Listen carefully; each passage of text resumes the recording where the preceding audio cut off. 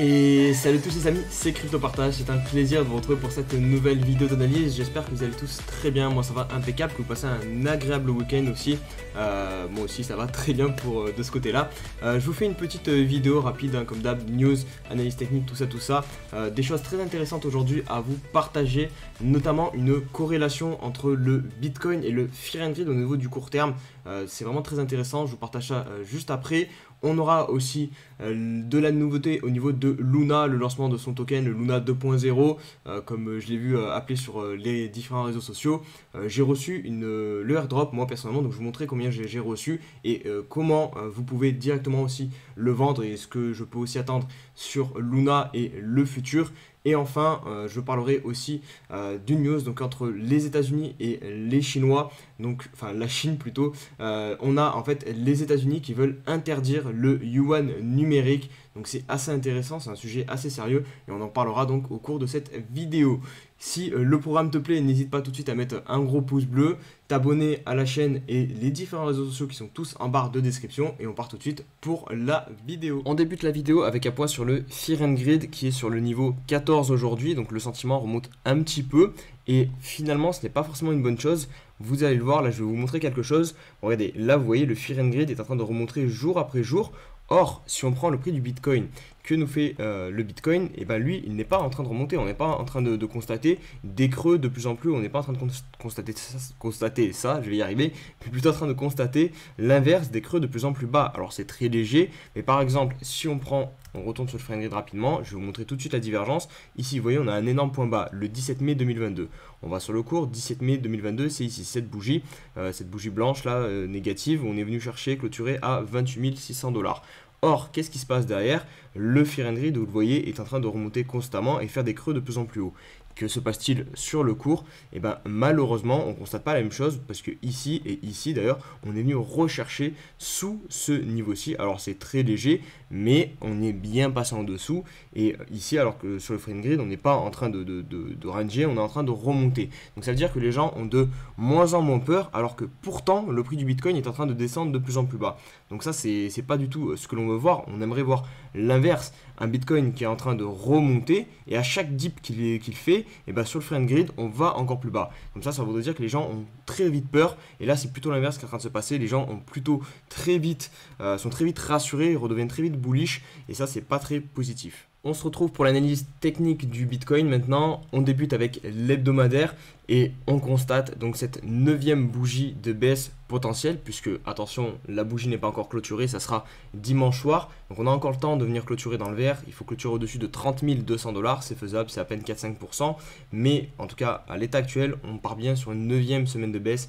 Et même si on venait à clôturer très légèrement dans le vert, bon, ça ne changerait pas grand-chose, ça serait un petit peu positif. On pourrait être un peu plus optimiste au fait de revoir un rebond sur le Bitcoin au niveau du court terme, mais fondamentalement au niveau du long terme, là pour l'instant ça ne change pas grand chose, ça ne sera pas un gros signal. Le premier gros signal pour moi, il interviendrait le jour où on fera une bougie verte positive qui clôture au-dessus des 34 000 $ et donc qui vient annuler ici cette bougie qui est clairement la bougie de la baisse qui nous a mené jusqu'à 25 000 $.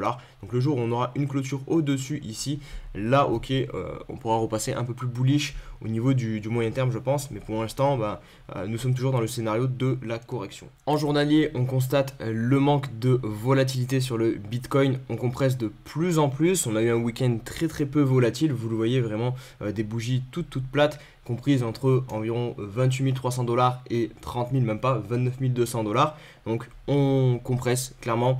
Je vous ai mis ici une petite droite qui descend, donc ça représente un triangle descendant. Vous savez, je ne suis pas fan de ce genre de pattern à la Carl de Moon, donc on va se méfier. Mais en tout cas, si vous en fiez au livre Chartisme, de Chartisme, et ben là c'est le moment parfait pour casser ce triangle, puisque pour que le triangle soit vraiment parfait, il faut le casser aux alentours des 70% avant qu'il arrive à la fin. Et là, je pense que on est à peu près dans les 70%, donc ça coïncide parfaitement à la réouverture demain du marché US.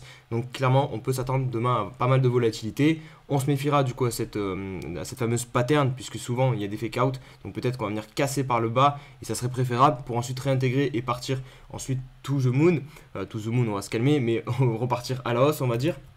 Et sinon, bah, peut-être qu'on cassera à la hausse et à l'inverse, on se fera piéger et on partira ensuite à la baisse. Donc à surveiller ça, ce triangle que beaucoup de personnes évidemment voient et voilà, il ne faut pas être un génie pour voir ce triangle.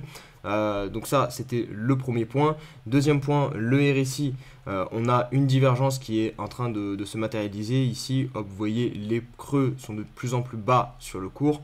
Mais en revanche, sur le RSI, on a des creux de plus en plus hauts. Donc pour la valider, il faudra venir clôturer au-dessus ici du niveau 40 et on aura une divergence haussière validée. Donc ça, c'est plutôt positif sur Bitcoin. Et puis voilà, je pense que j'aurais fait le tour. Ah oui, petit dernier point, la bande de Bollinger aussi qui est hyper compressée. Donc on arrive sur des mouvements, sur des zones comme celle-ci par exemple qui débouchent tout le temps sur des gros mouvements. Donc là pareil, on doit clairement s'attendre à un gros mouvement encore sur Bitcoin qui doit arriver. La dernière fois on a eu un tout petit mouvement, on a cru que c'était le début à 28 200 $. Finalement pour l'instant on reste assez tranquille, mais ça va forcément arriver. Regardez, je vous mets le Choppiness Index et vous allez mieux comprendre. On a quand même un shop très très chargé. Alors il s'est déchargé un petit peu, mais il y a encore beaucoup de marge. On est quand même sur des niveaux extrêmes et à chaque fois qu'on se retrouve ici, on a très souvent un gros mouvement qui part sur le Bitcoin. Malheureusement, on ne peut pas deviner le sens. Enfin, vous pouvez essayer, mais ça c'est propre à chacun avec l'analyse, tout ça. Mais là, si on se base uniquement sur un indicateur, il ne nous donne pas le sens. Donc peut-être qu'on partira ici, mais en tout cas, on devra avoir un gros mouvement en approche sur le Bitcoin. Et on passe maintenant sur les news. Donc la première, on va s'arrêter assez longuement. Je vais essayer d'être assez rapide quand même, mais sur le cas de Terra Luna, puisque je sais que ça fait couler pas mal d'encre.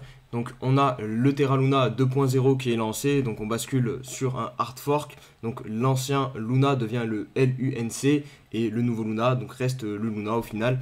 Donc il y avait un airdrop pour posséder ce nouveau Luna. Je vous avais donné les conditions dans les précédentes vidéos, donc n'hésitez pas à aller voir les précédentes vidéos ou alors vous tapez Luna airdrop sur Google et en théorie vous allez avoir la répartition donc, de l'airdrop. Et donc j'ai eu une belle surprise finalement aujourd'hui moi, puisque je pensais pas avoir de Luna, j'avais pas vérifié. Je suis allé vérifier vite fait sur mon compte, sur mon wallet Kepler. N'hésitez pas à aller le faire pour tous ceux qui sont dans l'écosystème Cosmos. Vous allez vérifier et au final j'ai été éligible à 33 Luna au total. Donc ils m'ont donné 8 Luna déjà ici que j'ai pu récupérer. Et je les ai envoyés du coup sur un exchange. Je vous ai mis ici la liste des différents exchanges qui ont déjà intégré le nouveau Luna à leur plateforme. Vous avez KuCoin, vous avez Gate, vous avez Bybit, vous avez Kraken, donc ça commence déjà à faire pas mal d'échanges. Moi j'ai envoyé sur KuCoin, comme ça hop, j'ai vendu directement parce que pour moi c'est un gros shitcoin. J'ai pas envie de spéculer là-dessus, donc du coup j'ai récupéré un petit peu d'argent, une centaine de dollars, puisque finalement il est quand même à 6 $. Il est monté jusqu'à 20 $, vous voyez ici même 30 $ sur les exchanges, mais je vous l'avais dit ça, dès le listing il allait avoir un pump parce qu'il y allait avoir énormément de spéculateurs qui allaient jouer justement le FOMO sur ce token là, mais derrière la réalité allait rattraper un petit peu ce token, puisque fondamentalement je pense que ce token est voué plus à disparaître, sauf si le fondateur nous sort quelque chose de son chapeau et trouve une vraie utilité à sa blockchain. Mais là, avec le manque de confiance dû forcément à tout l'argent perdu par les investisseurs sur l'ancien projet Luna, et puis le fait que pour l'instant il n'y a pas grand chose qui tourne sur Luna, que c'était surtout lié à son stablecoin l'UST, c'était vraiment ça la valeur de Luna. Maintenant avec cette nouvelle blockchain, enfin avec ce hard fork, il n'y a plus d'UST, c'est compliqué de trouver une valeur fondamentale au Luna. Donc pour moi, en tout cas à l'état actuel, je pense que ce token est plus voué à descendre qu'à monter. Sinon, on a Elon Musk qui continue de s'amuser un petit peu avec son Dogecoin, puisqu'il vient d'annoncer que SpaceX, donc une autre de ses célèbres boîtes qui est dans l'aérospatiale pour le coup, va accepter comme moyen de paiement le Dogecoin. Donc il a fait l'annonce encore une fois sur Twitter. Il a même, en plus de ça, répondu à un internaute qui disait s'il sera un jour possible de payer son abonnement Starlink. Donc Starlink, c'est ce qui vous permet d'avoir Internet un petit peu partout dans le monde. C'est des satellites qu'il envoie dans le ciel et qui vous permet donc via un abonnement, avoir Internet partout dans le monde. Donc Elon Musk répond peut-être un jour. Donc voilà, toutes ces sociétés en gros vont potentiellement accepter le Dogecoin.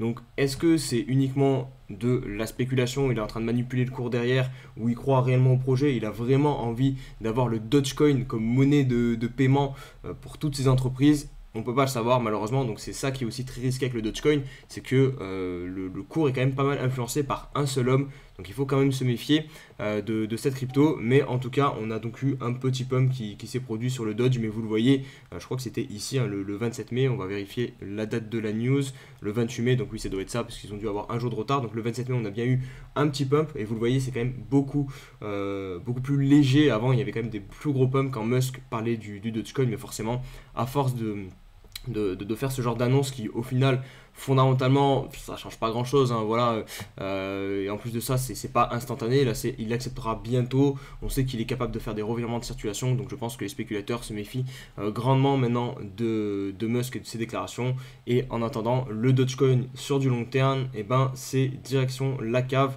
en tout cas c'est ce que nous montre le graphique pour l'instant. En hebdomadaire on est bien baissier. Et on va conclure la vidéo aujourd'hui par cette news qui est quand même pas mal intéressante, un peu plus sérieuse que Dogecoin et Elon Musk je trouve. Donc c'est les États-Unis qui mettent un projet de loi qui veut interdire le yuan numérique pour empêcher l'espionnage donc des citoyens américains. Puisque vous le savez, le yuan numérique, donc c'est une monnaie numérique de banque centrale de la Chine qui est déjà en circulation. Et donc les Américains veulent se protéger, puisque forcément, vu que c'est la banque centrale qui va contrôler la blockchain, elle aura accès directement à toutes les transactions et pourra plus ou moins pister totalement la vie financière des personnes qui utiliseront le yuan numérique. Et forcément, ça donne des informations très précieuses derrière, et elle ne veut pas, donc le gouvernement américain ne veut pas que le yuan numérique s'implique en fait dans la vie des Américains, puisque du coup ça donnerait des informations très importantes aux Chinois sur les méthodes de consommation des Américains, etc. etc. Je vous lis rapidement un petit extrait donc prononcé par un sénateur américain. Le Parti communiste chinois utilisera sa monnaie numérique pour contrôler et espionner quiconque l'utilise. Nous ne pouvons pas donner cette chance à la Chine de saper notre économie à son niveau le plus élémentaire. Je termine avec cette petite déclaration aussi. Le yuan numérique du Parti communiste chinois permet un contrôle et un accès direct à la vie financière des individus. Nous ne pouvons pas nous permettre à ce régime autoritaire d'utiliser sa monnaie numérique contrôlée par l'État comme un instrument pour infiltrer notre économie et les informations privées des citoyens américains. Donc c'est vraiment un sujet très sérieux, et là on voit vraiment toute l'utilité finalement de la blockchain et des monnaies numériques de banque centrale, puisque vraiment si on est un jour à terme dans notre pays, en France pour l'instant c'est pas le cas, et aux États-Unis non plus, obligés d'utiliser ces monnaies numériques, ils auront un pas de plus finalement sur le contrôle ou du moins l'espionnage de nos finances personnelles. Donc c'est un sujet très très important, et on le voit, hein, les États-Unis n'hésitent pas à monter au créneau contre d'autres pays comme la Chine. Voilà les amis pour la vidéo, j'espère qu'elle vous a plu. Si c'est le cas, n'hésitez pas à mettre le pouce bleu, vous abonner, rejoindre tous les réseaux sociaux, et on va se dire à très vite, à demain pour une nouvelle vidéo. Allez, ciao ciao.